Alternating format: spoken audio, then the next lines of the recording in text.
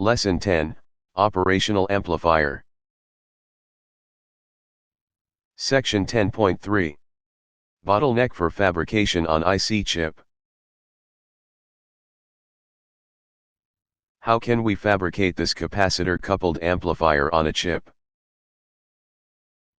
The bottleneck for integration is the difficulty of achieving large capacitance on a chip. This figure shows a junction capacitor utilizing a p-n junction on a p-type substrate. The depletion layer, where there are no mobile carriers, acts as a dielectric for the capacitor. The p-type and n-type semiconductors serve as the conducting plates of the capacitor.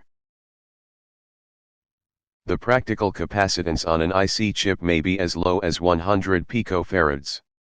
Achieving 47 microfarads is not feasible. Then, how can we remove the capacitors from this amplifier? To remove the coupling capacitor C11, the amplifier on chip uses two voltage sources, VCC1 and VCC2. Then, the signal source Vs can be directly connected to the base of TR1. The DC component of VBG is approximately 0 volt. We can adjust the value of RE1 so that the average value of VEG is approximately negative 0.66 volts. Next, let's remove the other coupling capacitor C12. We need some elements to cope with the difference in DC components, that is, the average value of VCG1 is larger than that of VBG2. A simple method is to use diodes.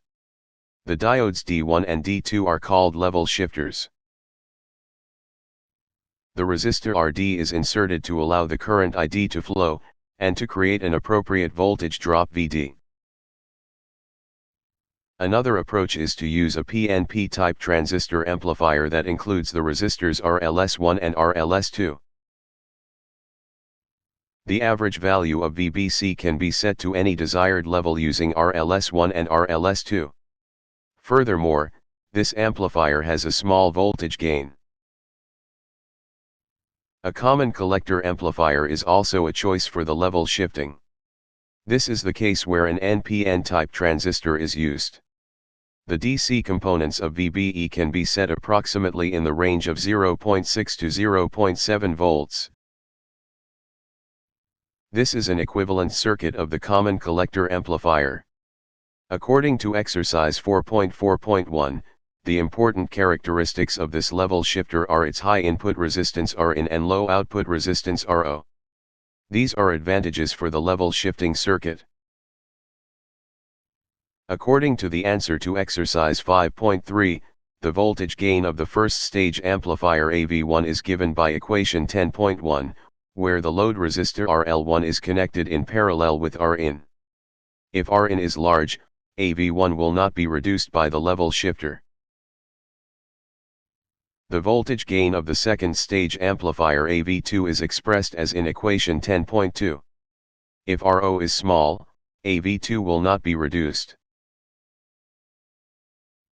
Lastly, let's remove the capacitor CE1. Experiment 10.3.